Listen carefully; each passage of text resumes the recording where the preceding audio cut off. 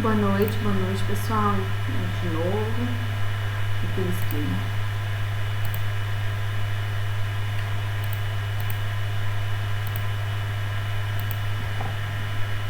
Vamos começar a aula.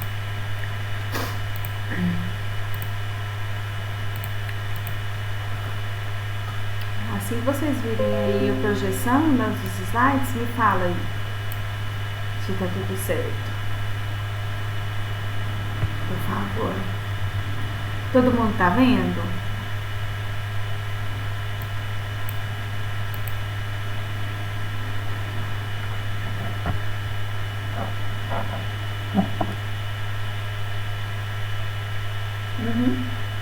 Vamos lá.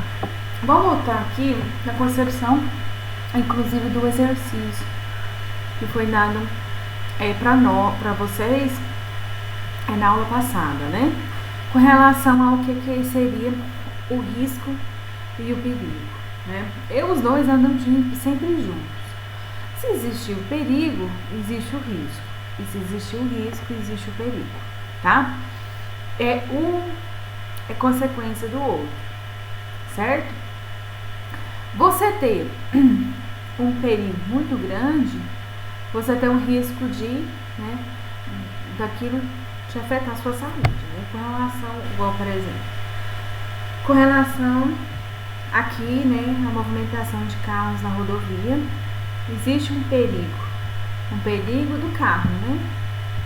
E o risco de eu machucar, ou cair, ou morrer aqui atropelado, né? Então, existe o alto risco, né? Porque o perigo existe, certo? Nesse caso, quando eu tenho controle do perigo, que o perigo é o que, né? Os carros, né? Na verdade é o carro em movimento, né? Porque ele parado em si não é o carro em si, né? É a movimentação do carro, é a atitude do carro, né? Ou do motorista, no caso, né? Que seria o perigo, certo? Então, aí você tem aí o controle do perigo, que é um artifício, né? São sinaleiros, faixa de pedestre, quebra-molas. São alguns dos artifícios que a gente tem, né, com relação a trânsito, né, que fazem o controle do perigo e que diminui o risco, certo? O risco diminui, o perigo tem controle, mas o risco ainda existe. Só que ele está o quê? Ele está controlado, né? Porque o perigo está controlado, certo? Na verdade, o risco ainda persiste, nesse caso do meio, o risco ainda persiste, né? Mas o controle do perigo, né, está mais controlado. No último caso, existe o quê? Uma diferença, né, de passarela, uma passarela para pedestre, e o carro ele tem aí total liberdade. Todos os dois têm total liberdade. Nesse caso, existe o risco, né, mas o risco está totalmente isolado, porque os dois não se encontram, né? São duas condições aí independentes, certo? Como muitas das vezes as empresas, eles colocam vários tipos de faixas, a faixa do pedestre, a faixa do caminhão, a faixa da bicicleta, a faixa do carro de veículo, de veículos de passeio, né? Porque se existir vários tipos de entradas, se entrar caminhão, entrar moto, entrar bicicleta, entrar pedestre, tudo, aí nós temos que ter prioridade, né? Vocês que têm na logística e vão trabalhar na logística, na área da segurança, existe uma certa prioridade em tipos de condicionamento, né? O que? Para controlar o perigo, certo? Por exemplo, numa portaria qualquer, né? A portaria entra carro, moto, bicicleta, caminhão, pedestre. Geralmente o pedestre se ele não entrar com o carro, ele já tem a passagem dele separada, geralmente. Mas digamos que não, né? Digamos que não tenha passagem, todos eles têm a mesma condição. Eles passam pelo mesmo local. A empresa, se tiver uma boa gestão de segurança, a empresa vai priorizar um segmento. Por exemplo, ele pode priorizar o caminhão, né? O caminhão, e todos têm que entender, né, que a gestão prioriza o caminhão, né, a carga, a entrada e a saída de caminhão. Por exemplo, se o caminhão está parado, né, dependendo da empresa, ele está no prejuízo. Se ele está parado meia hora, uma hora na catraca para entrar, né, de alguma forma a empresa está tendo prejuízo. Geralmente, em empresas de carga e descarga grandes, de carga e descarga, a entrada e a saída, o check-in, né, e o check-out, né, com relação à verificação, né, é prioridade para o caminhão, certo? Porque a produção, a empresa vive de produção, a empresa vive de embarcar e desembarcar caminhão, entrada de suprimentos e saída de material manufaturado, né? Então, assim, isso é uma questão, né? Aí, dependendo da empresa, tem empresa que já prioriza o pedestre, tem empresa que prioriza o carro de passeio, certo? Em clube, por exemplo, se a entrada é a mesma, prioriza o carro de passeio, porque o cliente ali é a prioridade, né? Então a gente tem aí diversos tipos de segmentos, né, com relação à gestão, com relação à organização, né? E com relação ao controle de risco, diminui. Por quê? Né? Há um controle do perigo. Por quê? Porque a empresa vai dar seguimento a uma prioridade, né? Que se não tiver prioridade, todo mundo acha que é prioridade, né? Aí se tem toda regra é exceção, toda exceção é regra. E aí a empresa ela não tem um padrão, uma uniformização. Nesse caso, no caso do controle de risco, o risco ele existe, né? Mas o controle do risco, o risco é isolado, né? Ele está praticamente controlado, né? E no caso de cima, o perigo está controlado. Medidas de controle. A medida, quando você tem funcionários trabalhando em chão de fábrica, o que seria primordial é a implantação de EPCs. O que é EPCs? É equipamento de proteção coletiva. Aquilo que não vai influenciar um funcionário, e sim um grupo de funcionários, 2 ou mais funcionários. Como que funciona? Esses EPIs são usados como, por exemplo, um exaustor, um umidificador, um bloqueador de sinal, né, que vai bloquear a máquina, né, de barulhos, o indicador de sinalização também são EPCs, certo? Os extintores são EPCs,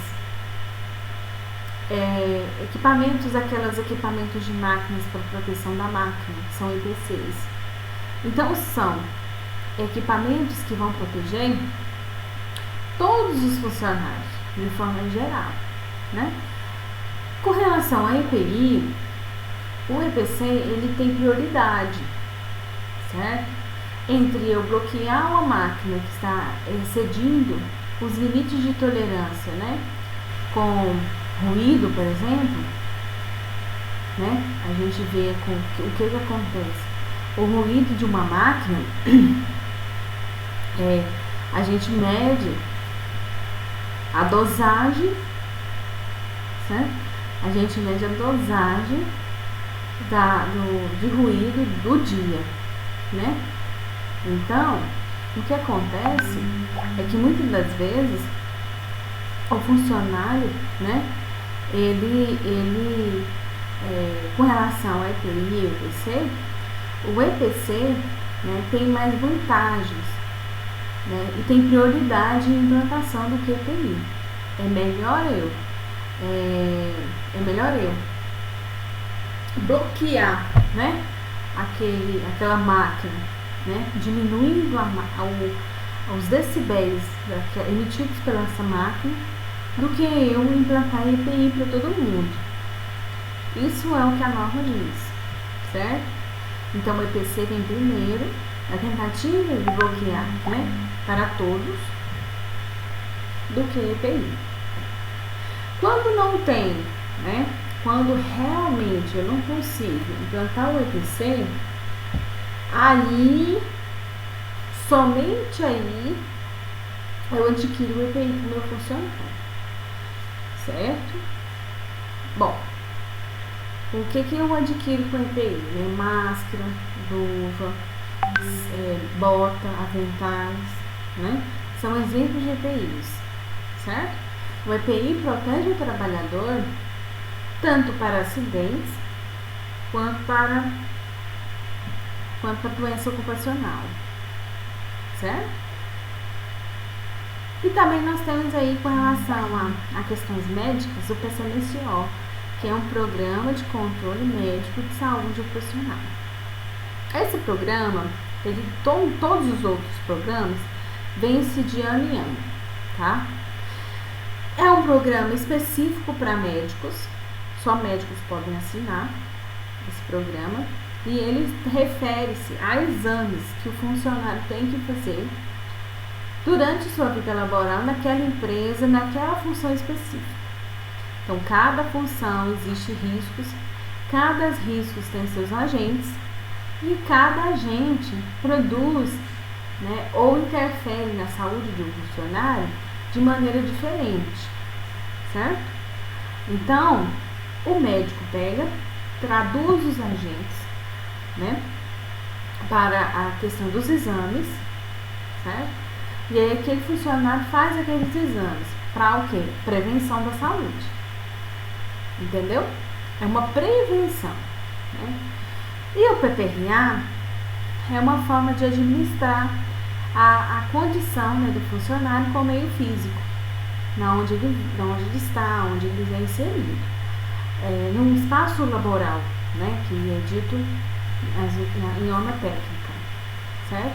E o PPRA é um programa também, só que é um programa de prevenção de riscos ambientais.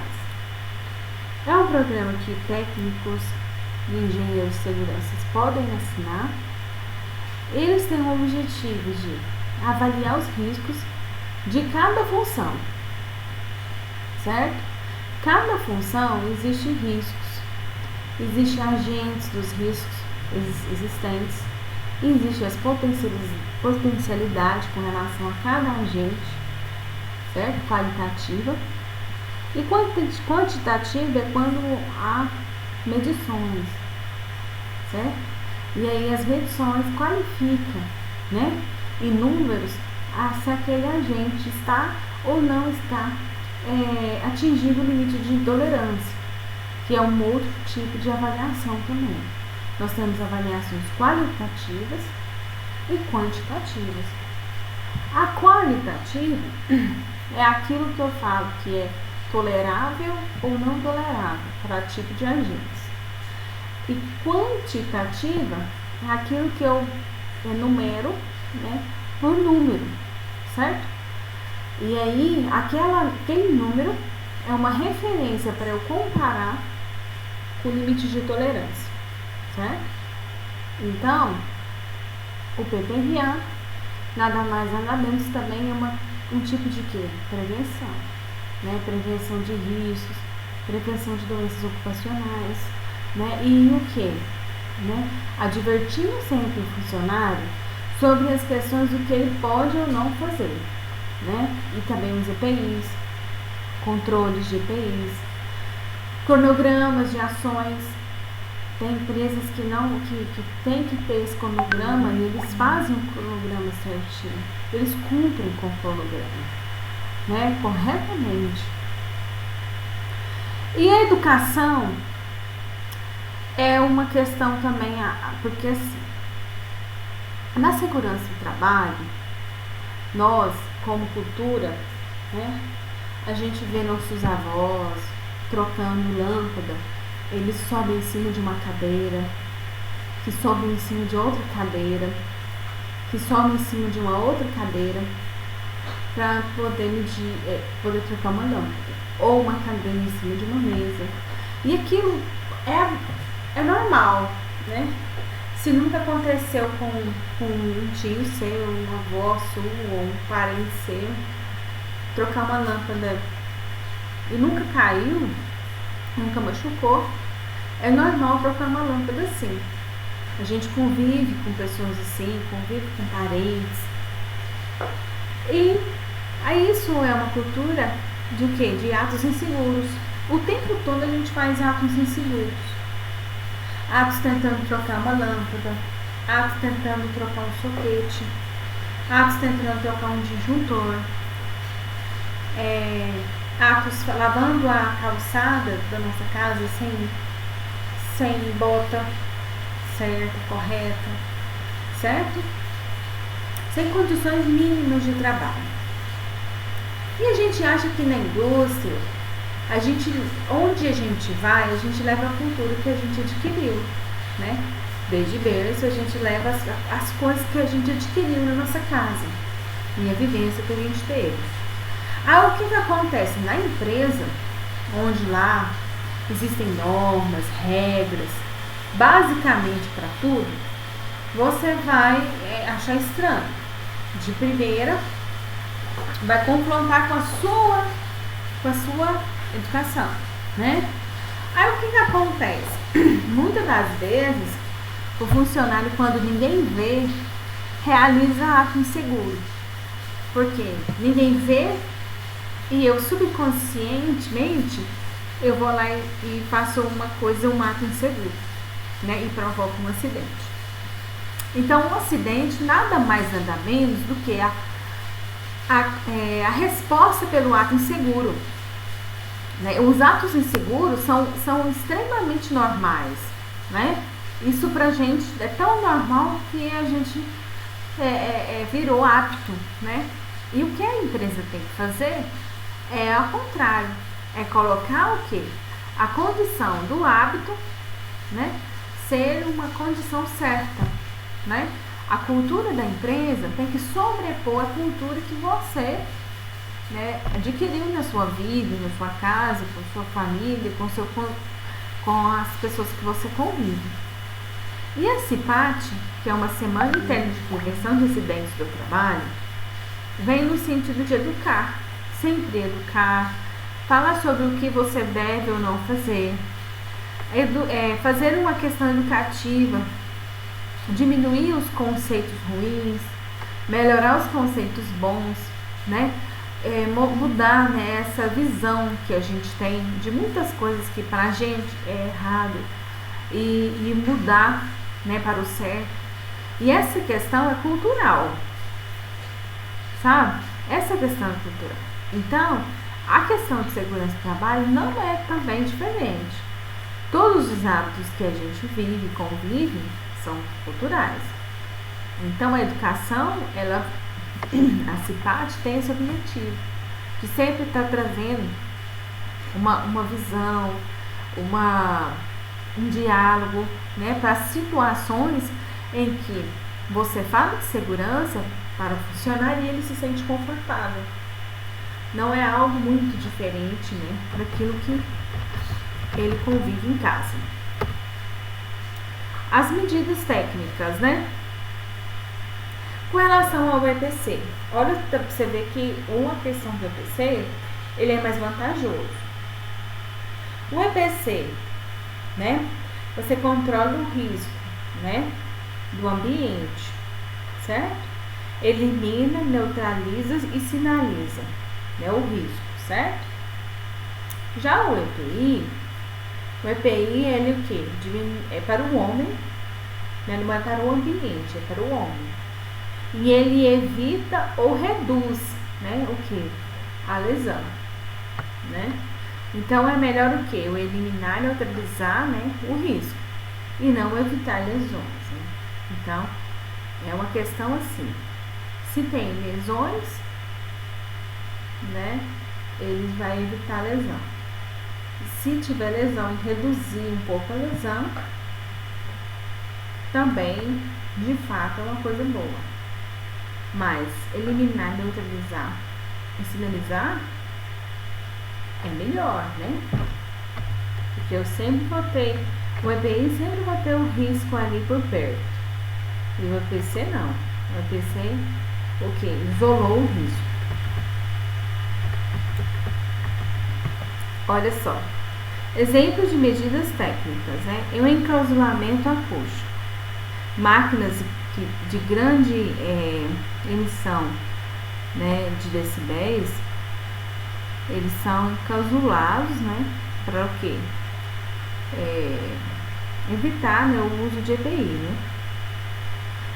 Outro sistema seria sistema de ventilação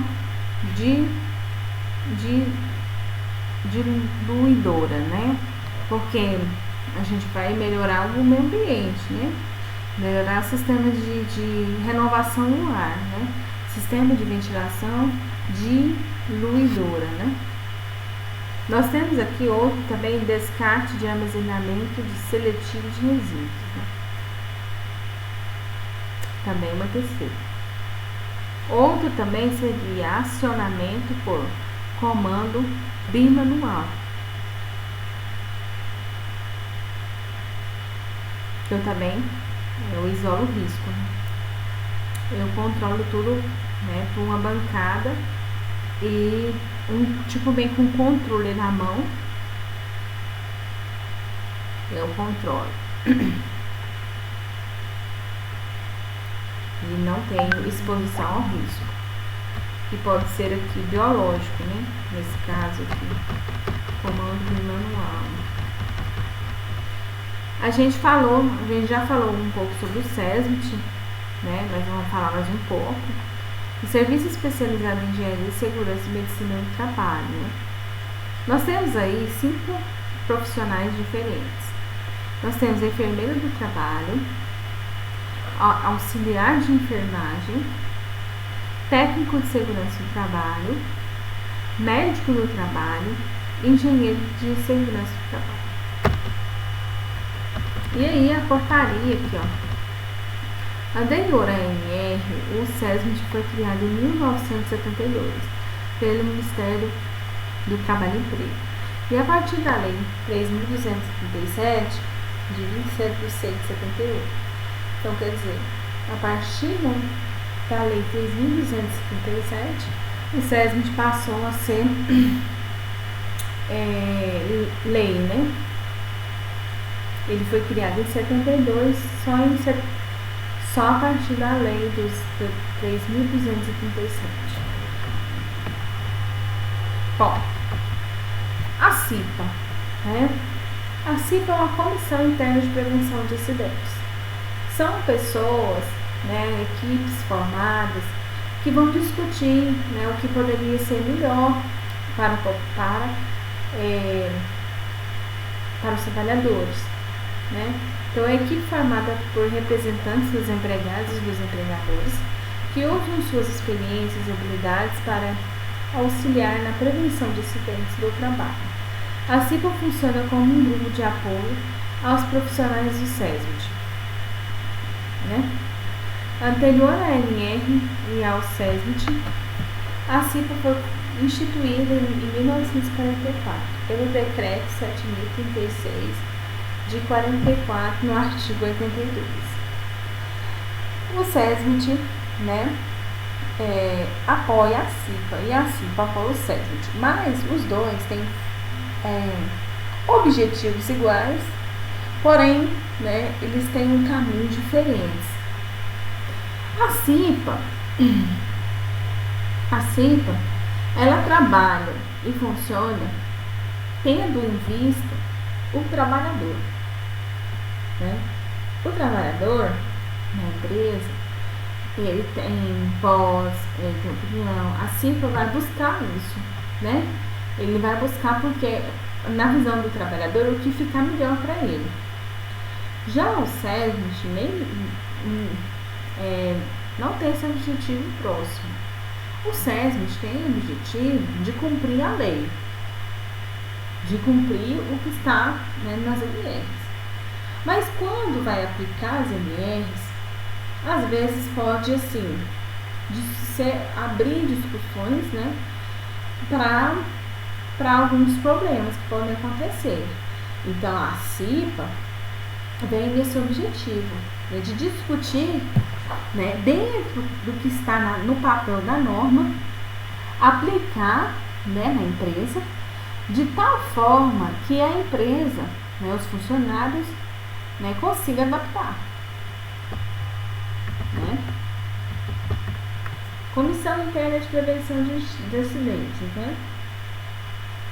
Nós temos aí o grupo homogêneo, validação consensual e a não delegação, né, com relação à CIPA.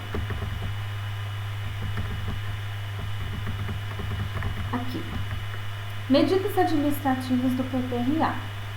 Programa de Prevenção de Riscos Ambientais, né? Programas de caráter técnico-administrativo que visa estabelecer, através de iniciativas de antecipação, reconhecimento, avaliação e controle dos riscos ambientais rastreados no ambiente de trabalho. Então, o PPRA tem o objetivo de antecipar, reconhecer, avaliar, né, e controlar os riscos. O PPRA, né? Nós temos aí a antecipação. É o momento em que eu começo a ver aquilo, né, na primeira instância, né? Então, eu vou analisar, né, só para entender. Depois, para reconhecer, é uma análise, como se você estivesse olhando para um telescópio, né? Você vai ver uma bactéria. Você olhando sem o dar zoom no telescópio, você vai ver o que o olho nu consegue enxergar, né? Então, a antecipação é essa, a primeira fase de uma análise não redimentar, né? Redimentar, quer dizer. Depois, você tem um reconhecimento. O reconhecimento já é uma análise mais criteriosa, onde eu vou ter agentes físicos, químicos, biológicos atuando naquela condição. Sendo que os riscos físicos, eu tenho ruído, umidade, vibração, temperatura, radiação, ionizantes e não ionizantes. E também temos pressões. Químicos, nós temos poeira, fumos, névoa, gases, neblina e vapores. O biológico, a gente tem vírus, bactérias, protozoários, fungos, bacilos e parasitas. Alguns dos exemplos mais usados com relação a riscos ambientais, certo? E aí a gente reconheceu eles. Depois a gente vai fazer um controle, né? E depois uma avaliação para aquilo se está, né, está aceito ou não aceito. E depois é feito um novo, uma nova antecipação, um novo reconhecimento, um novo controle e uma nova avaliação.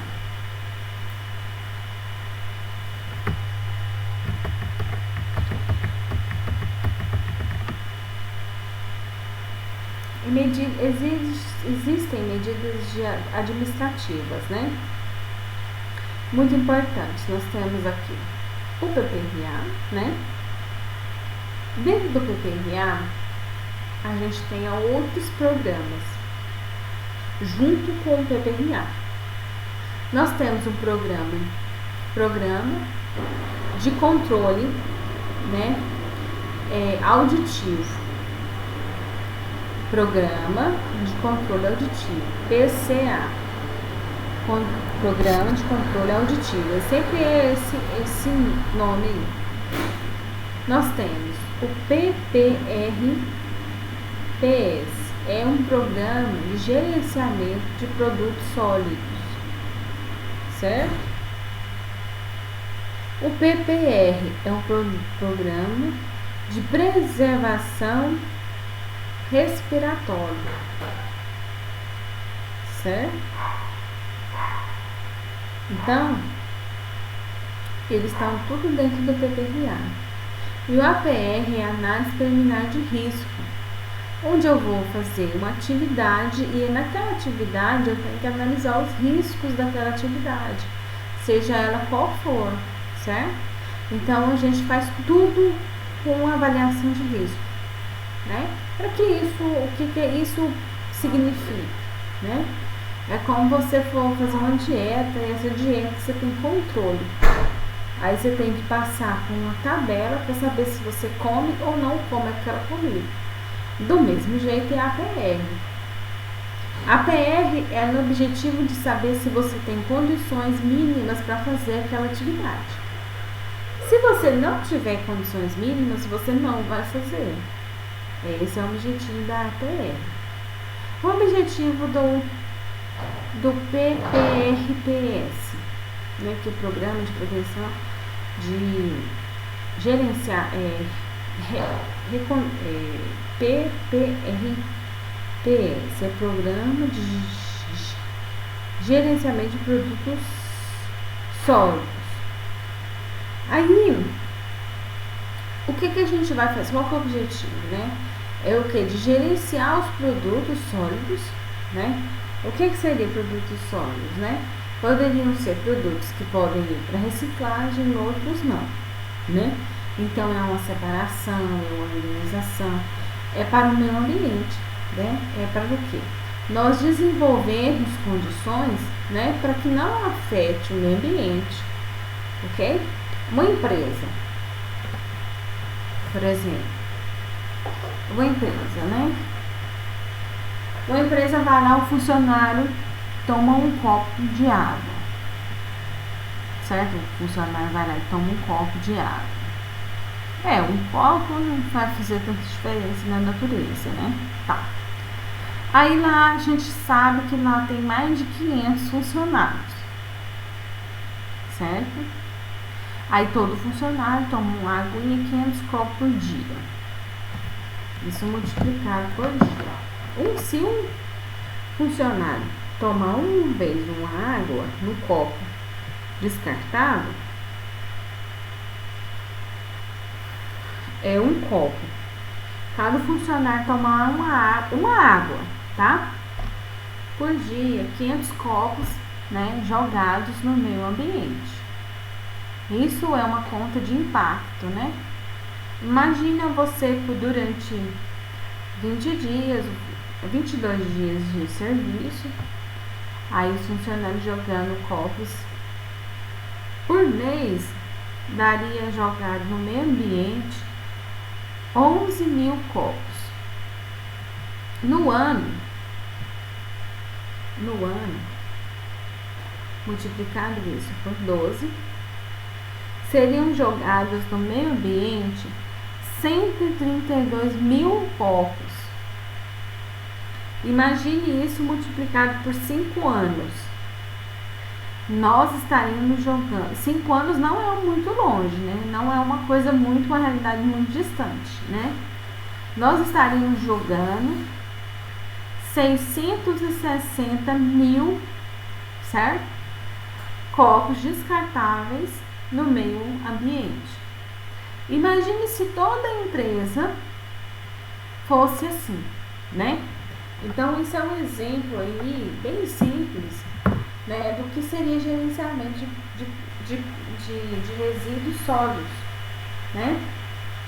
Porque a gente precisa entender o que entra como manufatura e o que sai, não é verdade? E o PCA é um programa de controle auditivo, né? Eu preciso controlar, né, os decibéis, né, que eu estou ouvindo, né? Então eu preciso ter o quê? Uma condição, né, de estar no limite aí para não sofrer consequências. O PPR e o PCA, né, é higiene ocupacional, né, 100%. Medidas, né, médicas de PCMSO, Programa de Controle Médico em Saúde Ocupacional. De caráter médico, esse programa apoia-se em uma anamnese. De caráter médico, esse programa apoia-se em uma análise, né, dos trabalhadores, uma análise, está escrito errado, dos trabalhadores, visando as possíveis afeições que podem acometer determinado grupo de trabalhadores que estão sujeitos aos mesmos riscos.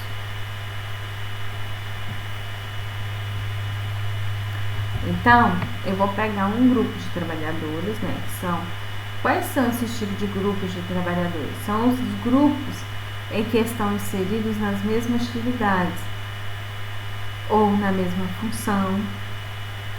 Mesma função não quer dizer a mesma atividade. Existem funções que um auxiliar de produção faz diferente do outro. Então, grupos homogêneos não é a mesma função, é a mesma atividade, tá? Porque a sua atividade é o que define seu risco, né? A sua função é uma subitem a atividade que você exerce é um subitem da sua função e vice-versa, né? Então, a análise que a gente tem que fazer de grupos homogêneos é você tratar, né, os grupos, né, por iguais. Por exemplo, um grupo que está naquela atividade, eles têm os mesmos riscos. Nós vamos tratar eles por iguais. Diferente em outros grupos que eles têm diferentes riscos, também a gente tem que tratar eles iguais, porém, se tiver riscos diferentes. Medidas educativas da CIPAT, né? A CIPAT é uma semana interna de prevenção de acidentes de trabalho. Devidamente regulamentada pela ANR, a CIPAT tem o objetivo de incentivar o colaborador a trabalhar de forma segura e salubre, levar conhecimento e informação, aculturar através do budismo. Eu vou até olhar essa palavra direito, se ela está certa, tá, pessoal? E para criar na coletividade uma filosofia de senso de segurança, como eu falei para vocês, em relação à educação, em relação à cultura. Porque a segurança é algo interessante, mas culturalmente não é implantado no Brasil, né? E no mundo todo, né, praticamente. As pessoas acham que o ideal seria atos inseguros, né, e sofrer com as consequências. Doenças ocupacionais. Nós temos quando a gente fala que a questão de segurança do trabalho é prevencionista, né? A segurança do trabalho visa o quê? Prever, né, que o trabalhador, as consequências que ele pode ter daquele tipo de risco, daquele tipo de atitude, né? Por isso que faz um APR. Bom, e doença ocupacional é uma o quê? É uma consequência, né, de um APR mal feita, de uma gestão de perseguição mal feita, são condições, né, que geram a doença ocupacional.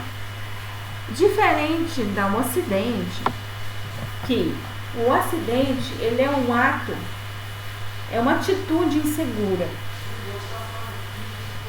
certo?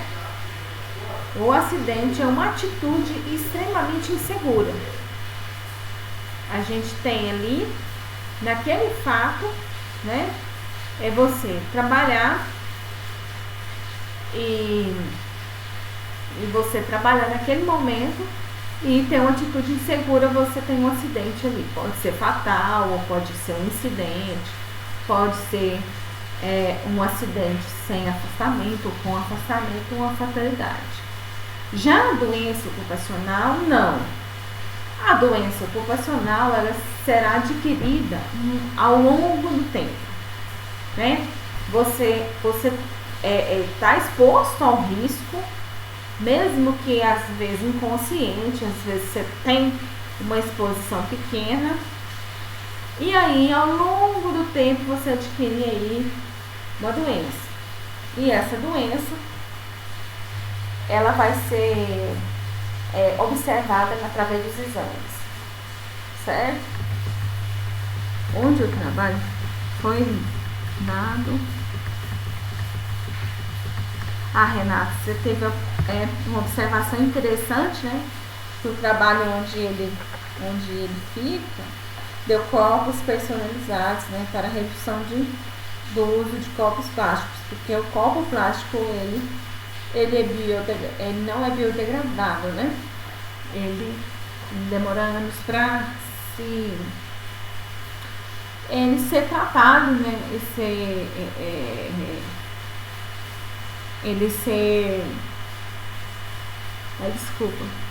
Ele demora, né, para ser decomposto no meio ambiente, e eu acredito que muito em breve nós vamos ter plásticos biodegradáveis.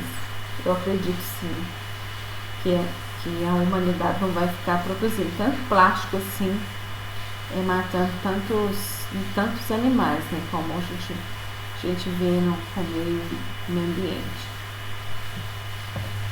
Doenças do trabalho versus doença profissional, definições. Existe uma diferença, tá? O que é doença do trabalho?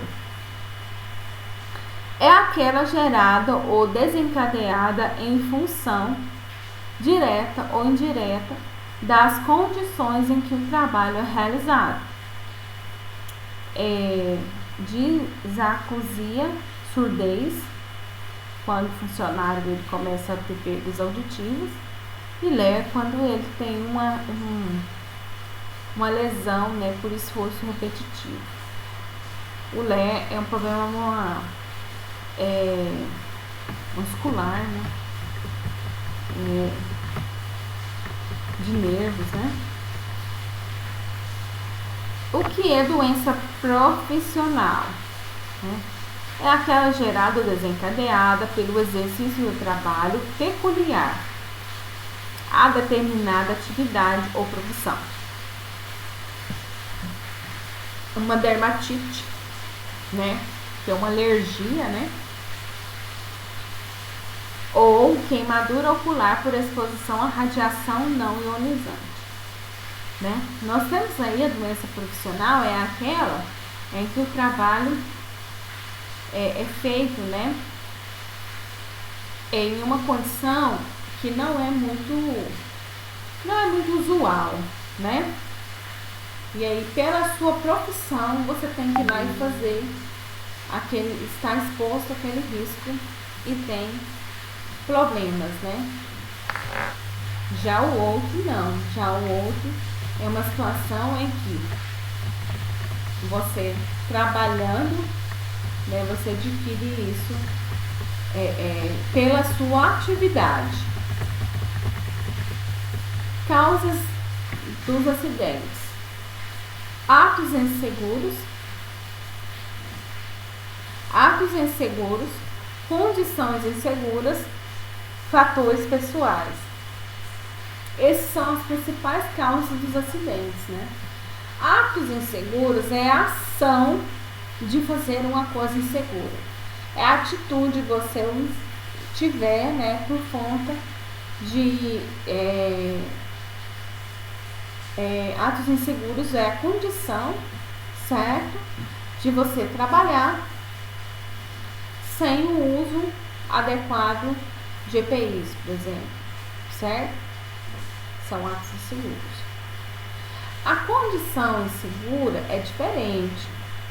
Essa você não tem controle, certo? Você não tem controle sobre ela. Você trabalha, por exemplo, num local, num galpão, em que o telhado ele está sofrendo depreciações. O telhado é uma condição, né?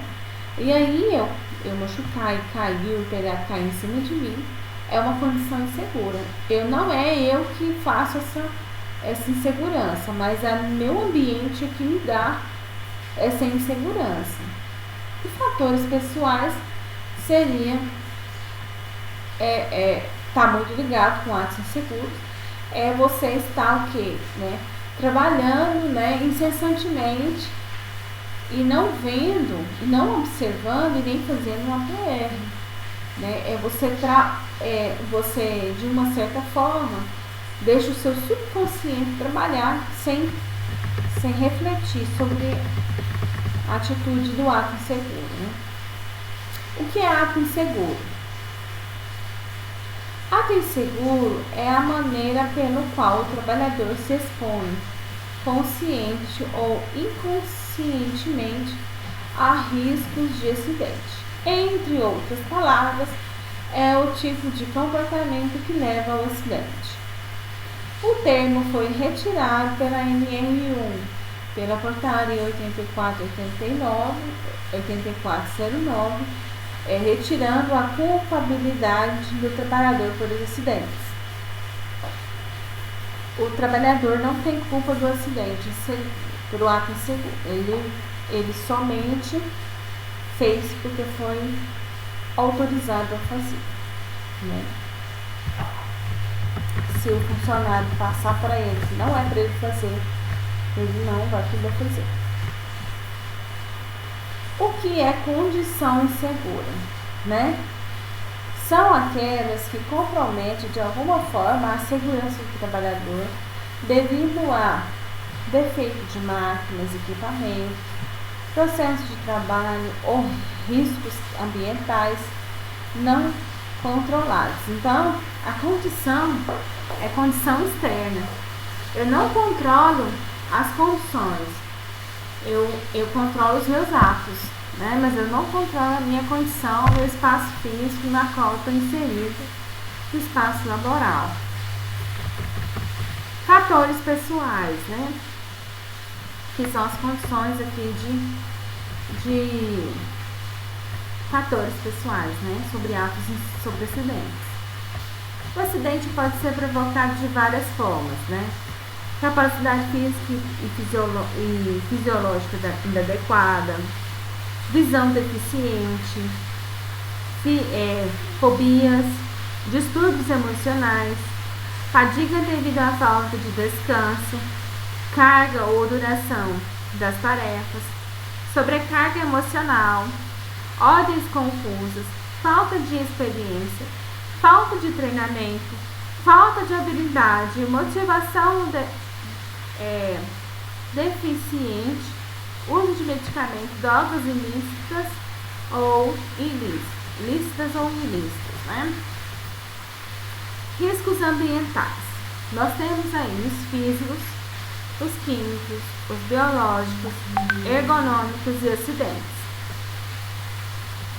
Nós temos aí os exemplos com relação aos grupos, né?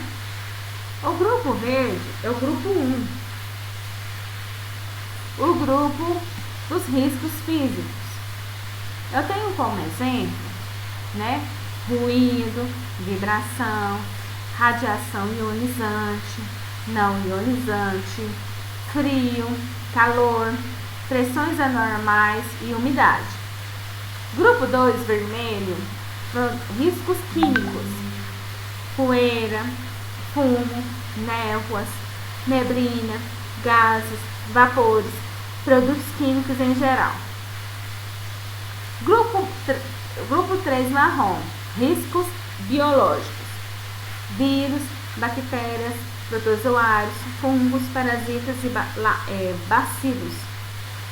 Grupo 4, amarelo, riscos ergonômicos, esforço físico intenso, levantamento e transporte manual de peso, exigência de postura inadequada, controle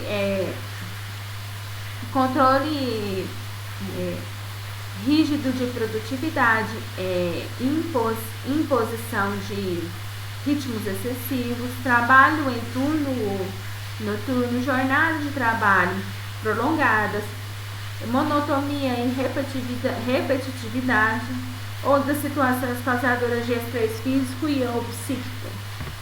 Grupo azul, arranjos físicos inadequados, máquinas e equipamentos sem proteção, ferramentas inadequadas e defeituosas, iluminação inadequada, eletricidade, probabilidade de explosão e incêndio, armazenamento inadequado, animais peçonhentos, outras situações de risco que poderão contribuir para a ocorrência de acidente. Então, esse aí são os grupos que existem. Não existem nada além deles, certo? E os riscos referentes, né, com relação a físicos, químicos, biológicos, ergonômicos, acidentes, e os agentes, né, que são correspondentes a cada esse tipo de grupo. Devem ser citados nos PRAs, nos PCNCOs, para que a gente faça assim o controle, né, de cada tipo de risco. Nós vamos falar dos riscos físicos. Até aqui, alguém tem alguma dúvida? Pessoal? Mais necessita do poder público. Serei prefeito. Pessoal?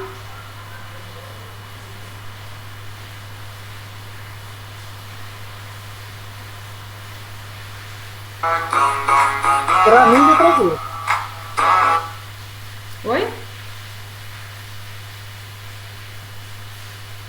Nenhuma? Para mim tá tranquilo. Ah, tá. Alguém tem mais alguma dúvida não, né? Pode continuar? Então, os riscos físicos, né? Os riscos físicos, eles são o quê? São todos os riscos que estão presentes no ambiente de trabalho na forma de uma energia específica, proveniente de uma fonte abiótica, né?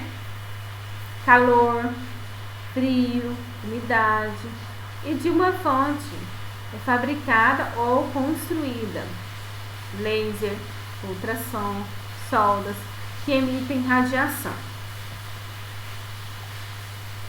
Riscos físicos, né? Ruído, como exemplo, vibração, com o uso de máquinas, né?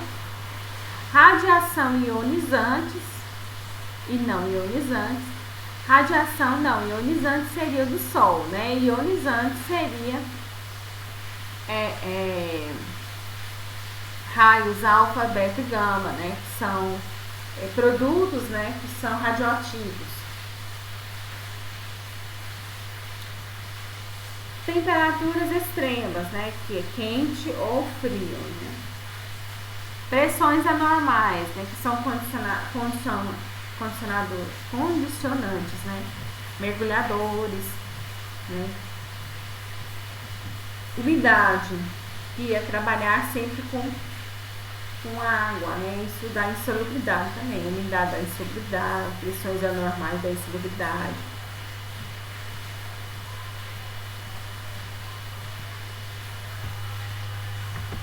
Ruído, né?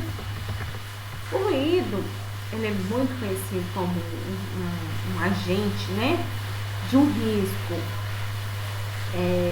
físico, né? O ruído é definido por um som indesejado, produto das atividades diárias da humanidade. O som representa as vibrações mecânicas da matéria através do qual ocorre um fluxo de energia na forma de ondas sonoras. Vibração é qualquer movimento que um corpo executa em torno de um ponto fixo, podendo ser dividido em duas categorias: vibrações locais e vibrações de corpo inteiro. A radiação não ionizante são radiações de partículas que não têm poder de ionização.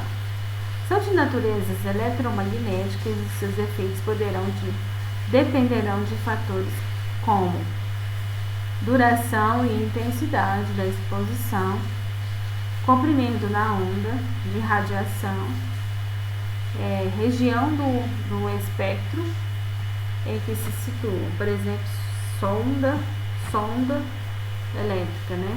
Solda elétrica. São ondas de calor, né? São radiações não ionizantes de natureza eletromagnética.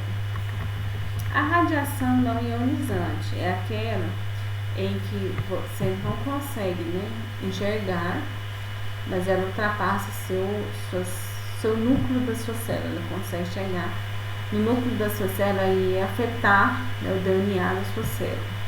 São assim chamados, pois produzem uma ionização dos materiais sobre os quais incidem, isso é, produzem a subdivisão de partículas inicialmente neutras, ou neutras em partículas eletricamente carregadas. As radiações ionizantes são predominantes de materiais radioativos, como é o caso de raio-x. A gente tem raio-x, raio beta, raio alfa e raio gama, né? Como exemplo aí de alguns, né? Com alguns produtos radioativos, né? Eles têm esses raios que atravessam o nosso núcleo, né? E que transformam o nosso DNA, podendo até mesmo levar ao câncer, né? Esses são diferenças de ionizantes e não ionizantes. Temperaturas extremas, calor e frio, né? Todas as luas existem em um grau de conforto. Quando a gente estuda na faculdade, a gente traz para a faculdade de arquitetura e engenharia, por exemplo, a gente trabalha com conforto térmico. Aquilo que uma grande parte da população aceita, né? Uma questão de umidade de ar, radiação e temperatura, né? Isso chama-se conforto térmico, certo? É um equilíbrio. Nunca 100% da população vai aderir um número exato, né? Umas tendem mais, outras tendem menos frio ou calor, né?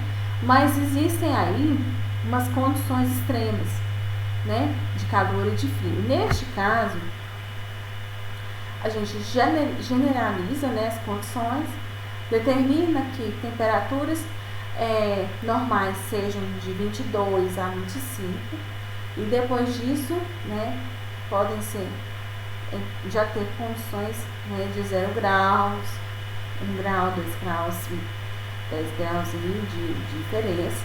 E aí frio, né, temos outras condições, quanto também calor, temos aí proteção para a gente não sofrer com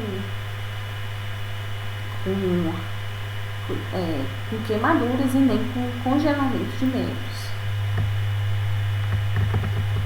Pressões anormais. A pressão pode ser hipobárica ou hiperbárica, né? Hipobárica, quando o homem está sujeito a pressão menor que a da atmosfera, né? Altitudes elevadas, salto com paraquedas, por exemplo. Hiperbárica, quando o homem fica sujeito a uma pressão maior do que a da atmosfera. Mergulho e o uso de ar comprimido.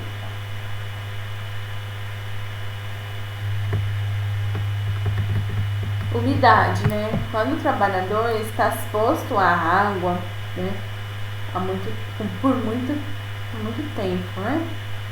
A atividade executada em locais alagados, encharcados ou umidade excessiva em parede, né?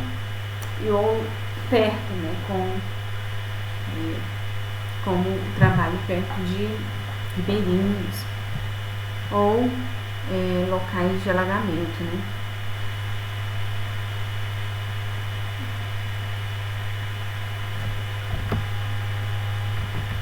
Riscos físicos, né? Nós temos aí alguns exemplos de agentes de riscos físicos. O ruído é um agente, né?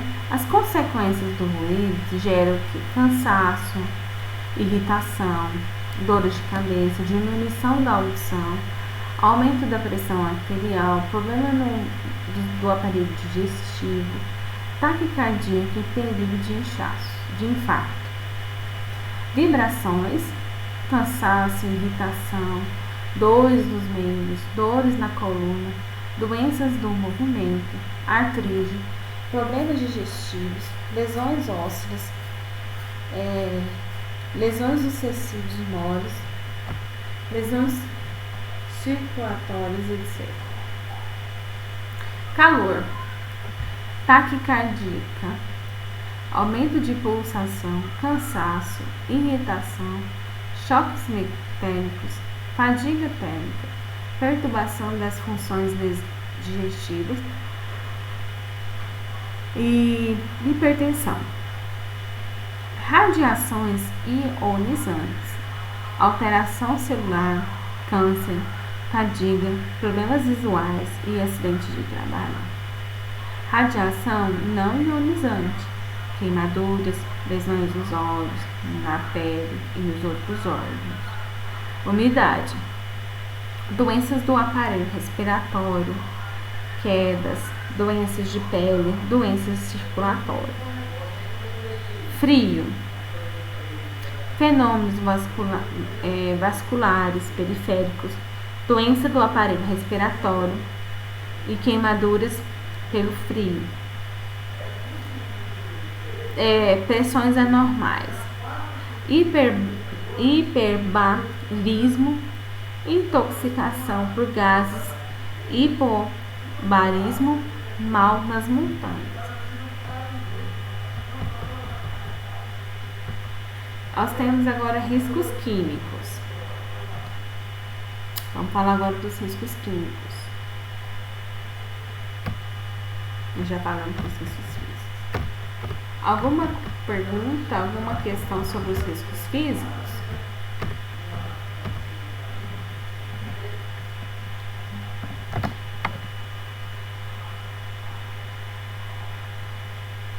Alguém tem alguma dúvida?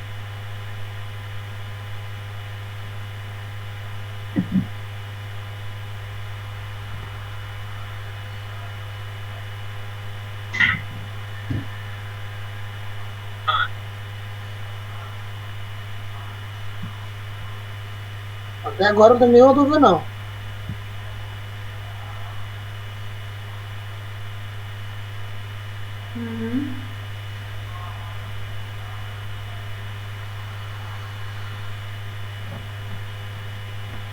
Tá. Riscos químicos. Agora tá de boa. Riscos químicos. Nesses grupos estão aqueles fatores gerados especificamente pelo uso do manuseio de substâncias ou produtos químicos existentes exclusivamente no processo de trabalho. A gente tem os produtos químicos mais usuais, tá? Poeira, fumos, névoa, neblinas, gases e vapores. Produtos químicos em geral, né? As substâncias e produtos químicos em geral, pela sua composição, liberam odores e gases que podem prejudicar as vias respiratórias e desencadear doenças de ordem profissional, tintas, thinner, né? Álcool.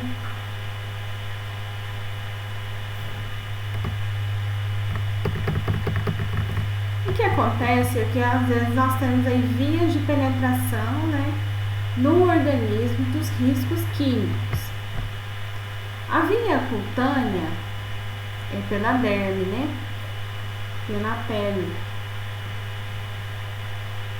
A gente pode absorver, né, produtos pela pele. E a pele começa a agir, né, como uma dermatite. Você pode provocar alergia, coceira e até ferimento nas mãos e até mesmo problemas de cor, né, de cores do corpo, né? A gente pode ter problemas de cor na pele também. Digestiva, quando você engole, né, produtos químicos, né, por via oral, por via boca. E respiratória, quando você respira, né, por via oral, né, por via respiratória, né, inaladora, a nariz, você acaba inalando, né, produtos, né, ou gases, ou névoa, ou poeira, uma dessas aqui, ó. Ou poeira, ou fumo, ou névoa, neblina, ou gases, ou vapores. Você pode inalar, você pode ir pela pele através de cutânea, ou pode inalar também, ou comer, ou engolir, né? Poeira. Aerosóis sólidos formados por agregação mecânica de corpos sólidos, né? Poeiras minerais, fabricação de cimento, poeiras vegetais, fabricação de móveis e poeira em geral, né?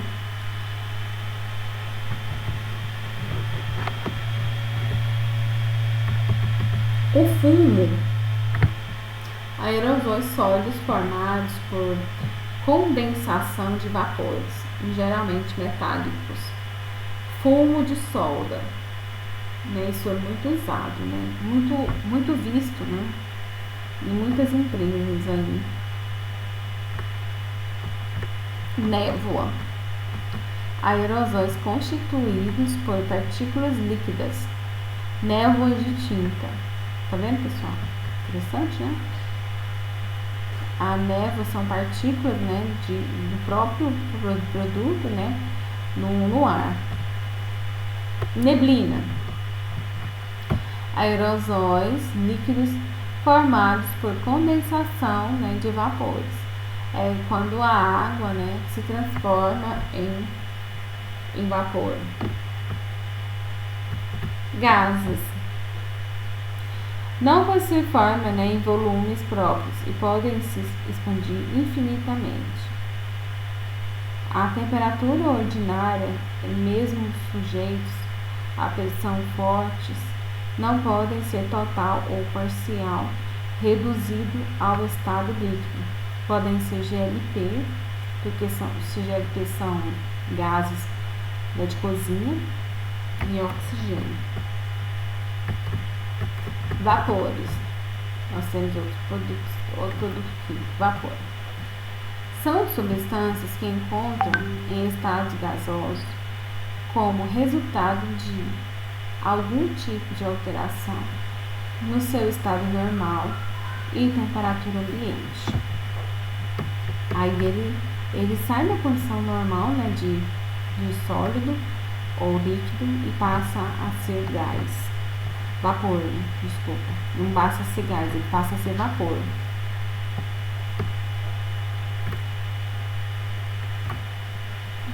Produtos químicos, riscos químicos, né? Nós temos riscos químicos, os agentes, que podem ser poeiras minerais, como sílica, abesto, carvão, minerais. Quais as consequências de você inalar, né? Silicone, quartzo, asbestose, que é amianto, e pneumoconiose dos minerais do carvão. Se são consequências aí com relação ao pulmão, tá? E dá câncer também. Poeiras vegetais, né? Algodão, bagaço de cana de açúcar.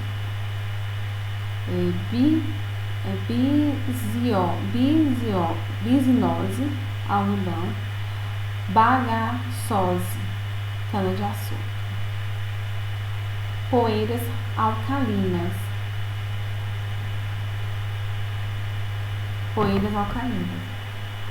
Doença pulmonar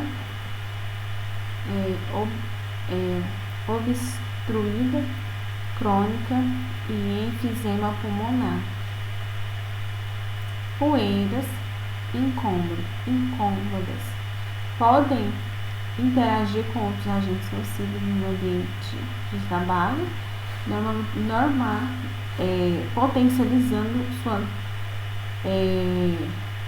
nocividade. Então, essas poeiras incômodas, assim, por exemplo, podem ter poeiras, né, que juntando com gás podem provocar mau dano, sabe? Gás, vapor, fumo, certo? Pode provocar prejudicar mais o pulmão. Fumos metálicos, né? Doença pulmonar obstruída crônica, febre de fumos metálicos e intoxicação específica de acordo com o metal. Névoa, gases e vapores, substâncias compostas ou produtos químicos em geral. Podem ser irritantes, irritação de vias respiratórias, áreas respiratórias superiores.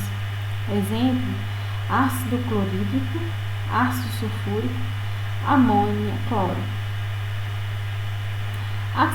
Asfixiante, né? Tem dor de cabeça, náuseas, sonolência, convulsão, coma e morte.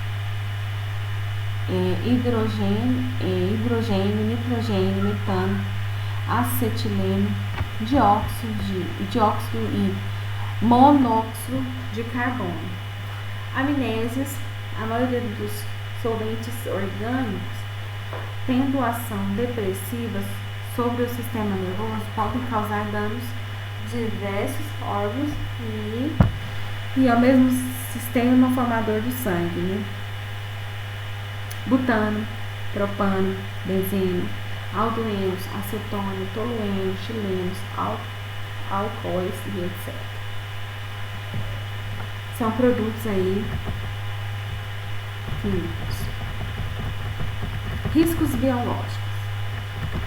Os riscos biológicos são organismos causados por doenças como vírus, bactérias, parasitas, fungos e bacilos.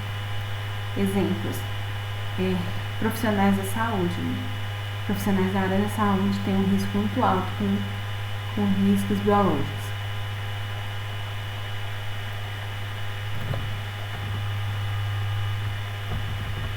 Riscos biológicos. Nós temos aí agentes como vírus, bactérias e protozoários. Podem gerar doenças infectocontagiosas como hepatite, cólera, amebíase, AIDS, tetano. Fungos e bacilos, infecções variadas externas, né? Como por exemplo, dermatite e internas, doenças pulmonares. Parasita, infecções cutâneas ou sistêmicas, podendo causar contágio. Riscos ergonômicos. Esse risco ergonômico está bem, ele praticamente está em todo tipo de atividade, né? Riscos ligados à inadequação do ambiente laboral com as características psicofisiológicas dos trabalhadores. layout do ambiente e arranjos físicos inadequados são as principais causas. Riscos ergonômicos, né? Postura incorreta, esforço físico, ritmos excessivos, levantamento manual de peso. Esse levantamento atinge muito a coluna e pode danificar a coluna. Monotonia e repetitividade e controle rígido da produtividade. A pessoa fica em pé, né?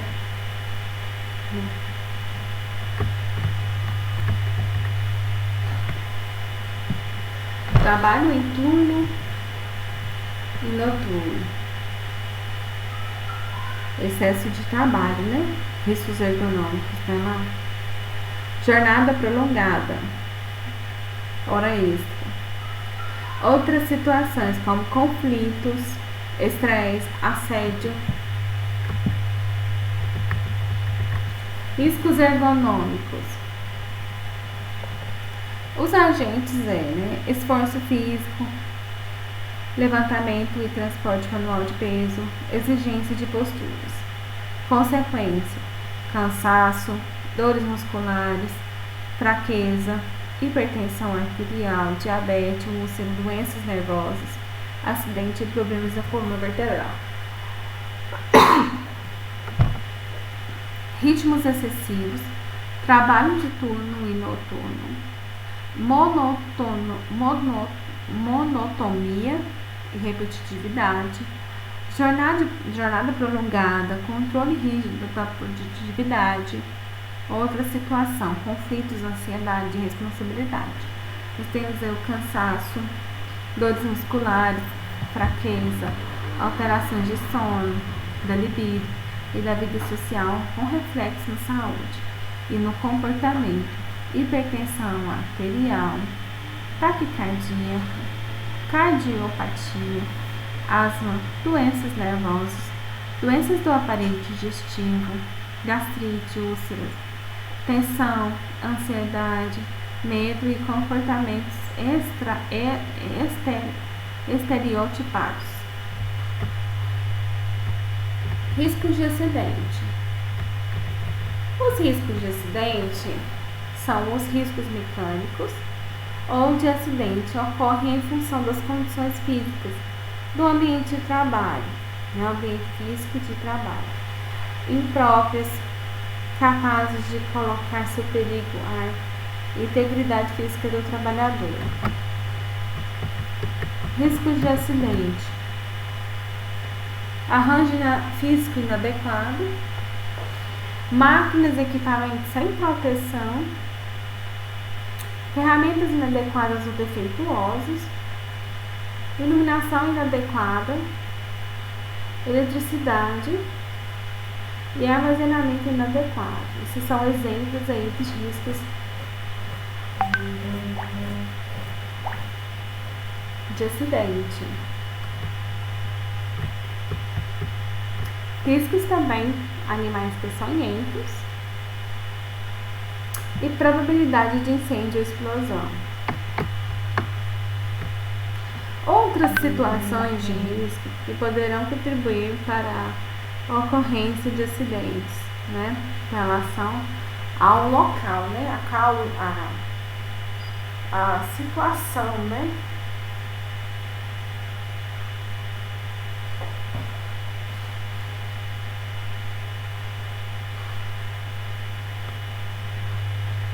Nós temos aqui, a condição aqui de layout, nós temos aqui o arranjo, de produtos em cima de produtos. Aqui nós temos uma sobrecarga, de fios aqui, de gato em cima de gato, em relação à instalação de energia elétrica, fio. Os fios não são separados, A energia elétrica é diferente da energia de telefone, de internet, tudo aqui junto, misturado. E a questão também aqui de lixo, Riscos de acidente, Nós temos os agentes aí: arranjo físico inadequado, consequências: acidentes e desgastes físicos excessivos. Máquina sem proteção, acidente grave. Iluminação deficiente, fadiga, problemas visuais e acidente de trabalho. Ligações elétricas deficientes, curto-circuito, choques elétricos, incidentes, queimaduras e acidentes fatais. Armazenamento inadequado. Acidentes por estocagem de materiais sem observação das normas de segurança. Ferramentas defeituosas. Acidentes, principalmente com repercussão nos membros superiores. Equipamento de proteção individual inadequado. Acidentes e doenças profissionais. Animais peçonhentos, escorpião, animais cobras. Acidente por animais peçonhentos. Possibilidade de incêndio ou explosão. Outras situações de risco que podem contribuir para a ocorrência de acidentes. Nós temos aqui as cores como convenção da NR12. A gente tem aqui a cor verde para tubulação de água, amarelo, gás não liquefeito, azul, ar comprimido,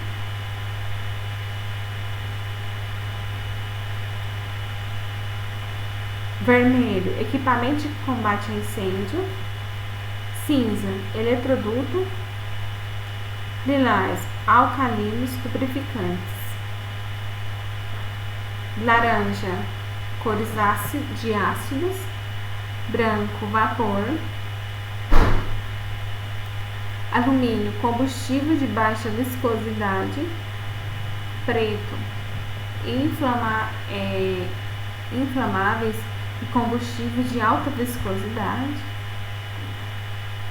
púrpura, radiação e marrom, outros produtos químicos. Quer dizer, se não compete nenhuma dessas já citadas, a cor vira marrom, como convenção, né? Cores internacionais para a coleta de seletiva, né? Azul, papelão e papel. Preto, madeira. Marrom, resíduos orgânicos. Amarelo, metal. Vermelho, plástico. Laranja, resíduos perigosos. Cinza, resíduo geral não reciclável, misturado ou contaminado, não possível de separação. Roxo, resíduos radioativos. Verde, vidro. Branco, resíduos ambulatórios e de serviços de saúde.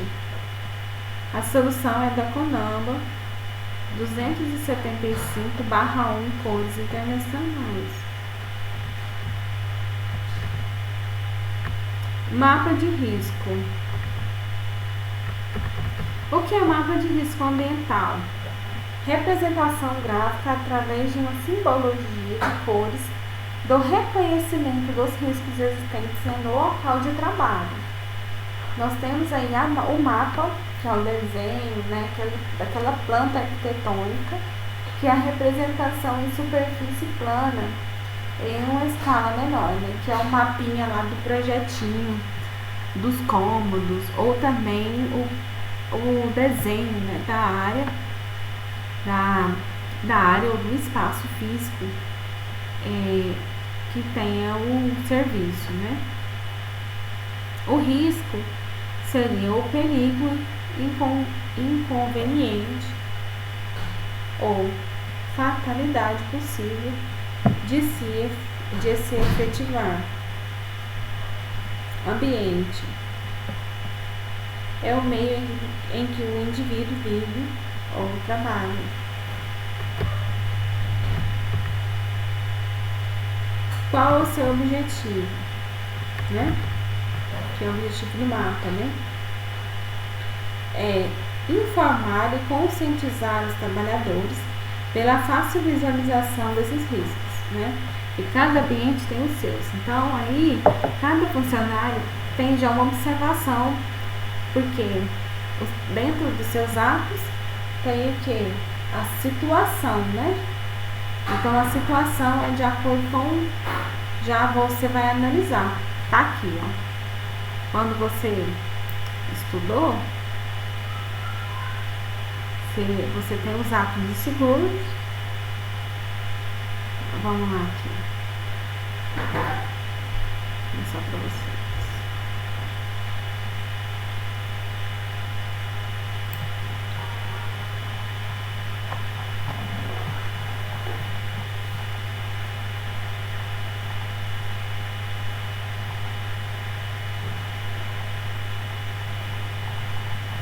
Aqui. Você tem os atos inseguros que é da sua condição. Já o mapa já direciona as condições inseguras do ambiente. Então, quando a gente vai trabalhar já com a consciência, quando for ver o mapa, das condições inseguras já existentes naquele local.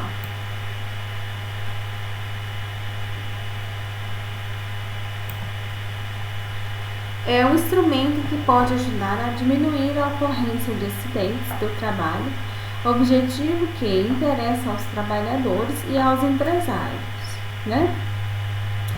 Quem faz o mapa de risco?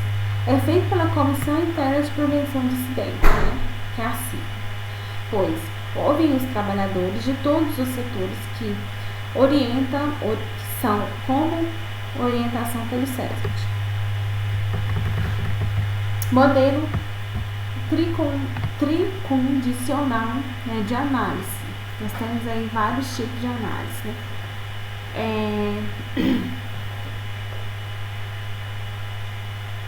Primeiro seria aqui, ó, é o fator técnico, né? Seria terceira, aqui.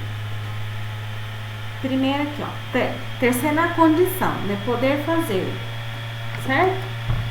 Primeiro, meio ambiente é razoavelmente seguro.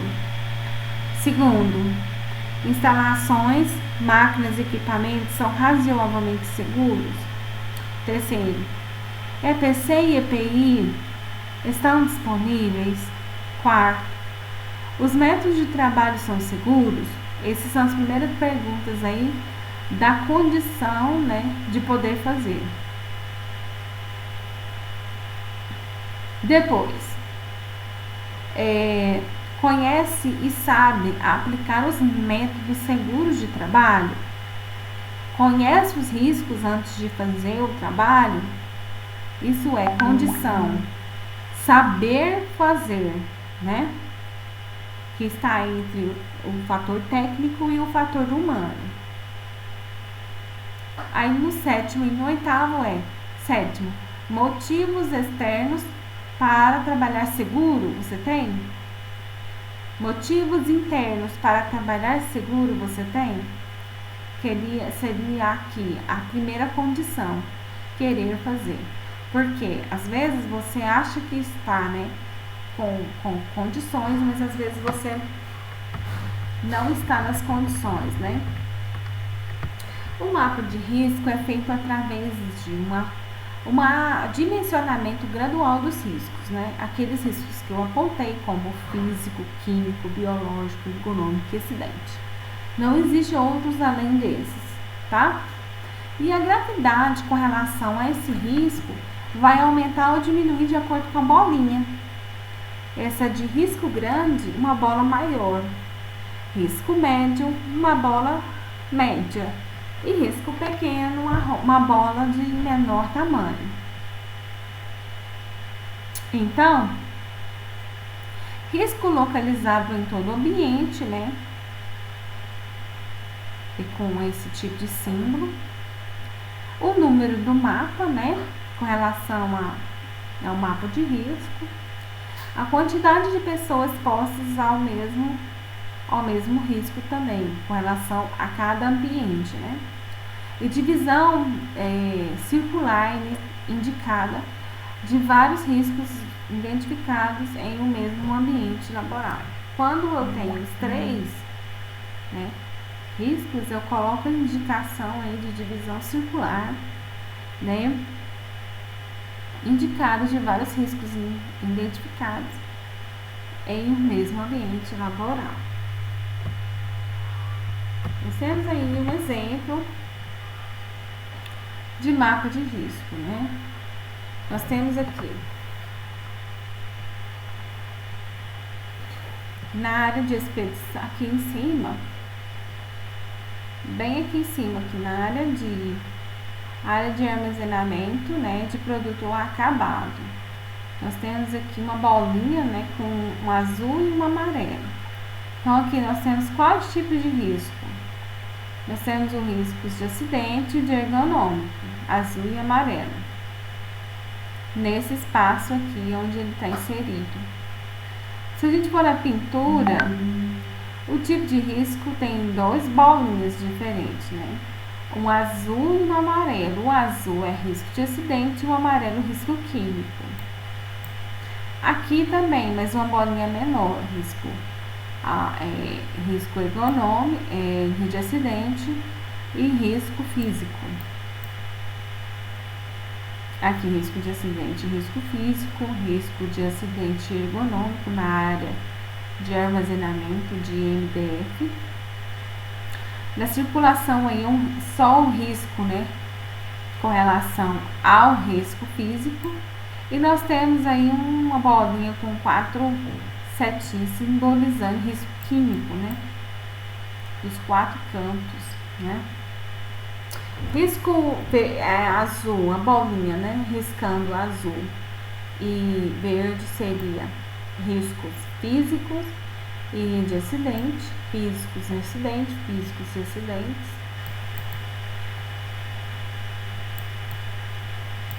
Físicos e acidentes,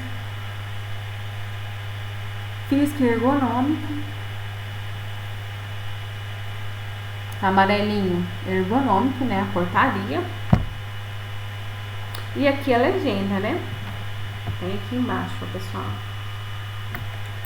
Aqui uma legendinha. Mapa grande risco, médio risco, pequeno risco, né? Risco químico, físico, biológico e econômico. Riscos localizados em todo o ambiente, né? Com essa setinha, né? As 4 setinhas, né? E o número de mapa também, a quantidade de colaboradores na qual tem ali exposto, né? E aqui, como se fosse uma pizza, né?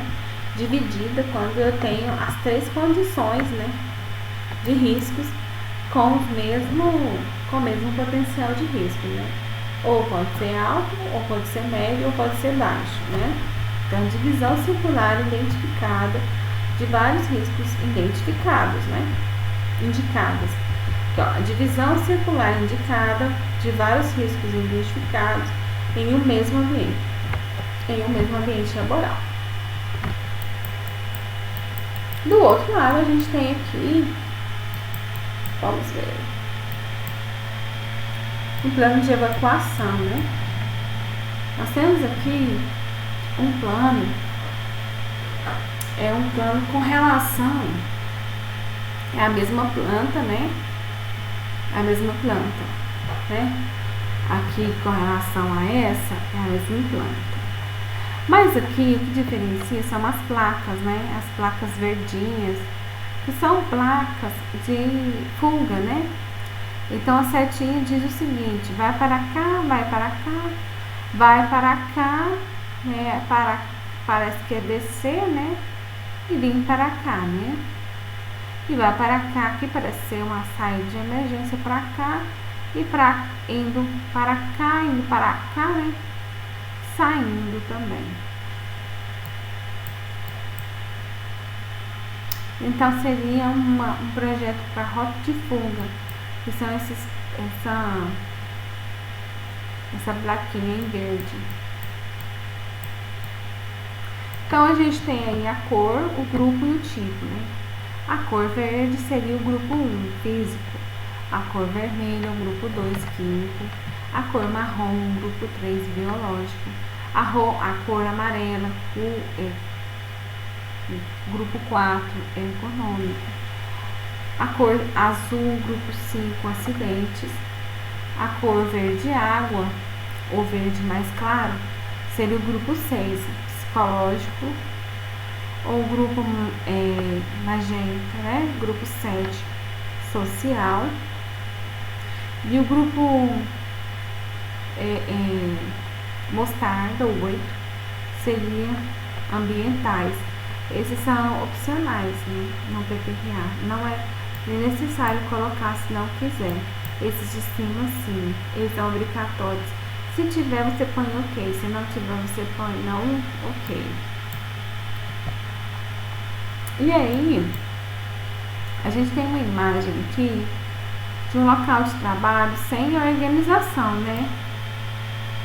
Na verdade, vocês podem me passar aqui alguns exemplos de condição insegura e de problemas de produção?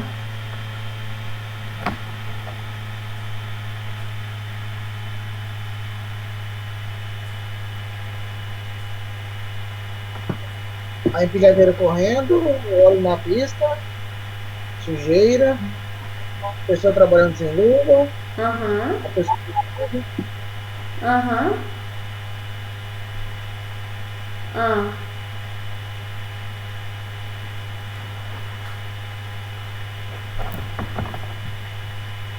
Pode falar, tem mais coisas, né?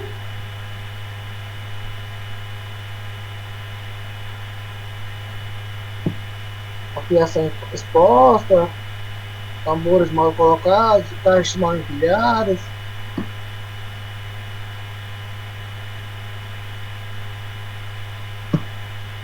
objetos como vassoura fora do lugar, lixo bufando.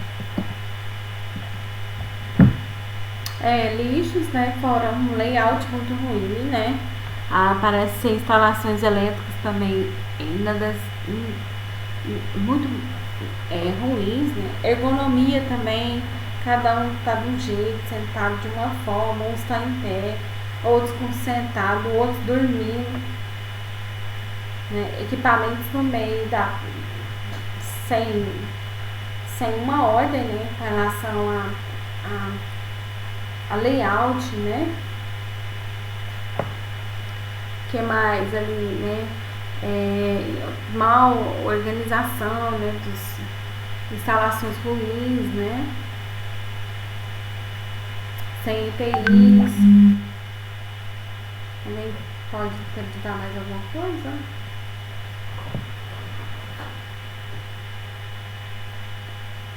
E sem EPC, né? As máquinas estão sem equipamento de proteção também coletiva. A falta de organização de materiais é evidente, né? O layout, né, precisa ser melhorado.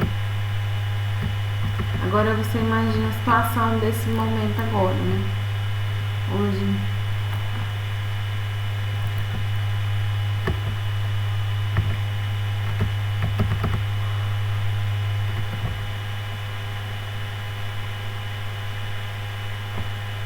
Esse aqui é vista por cima, né? Parece estar organizado, né? Mas não é, né?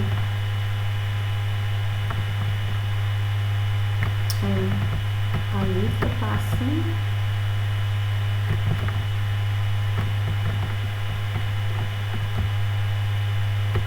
Pessoal, é isso aí. Alguém tem alguma dúvida com relação ao que estava de produção? Com relação à aula de hoje?